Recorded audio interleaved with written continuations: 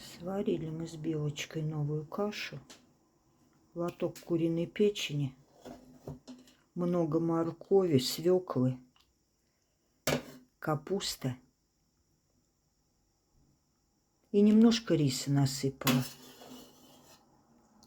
Вот она пока стояла, остывала, уже стала густая. И вот что у нас получилось. Это ее ужин. Сейчас будет кушать. Куски печени большие.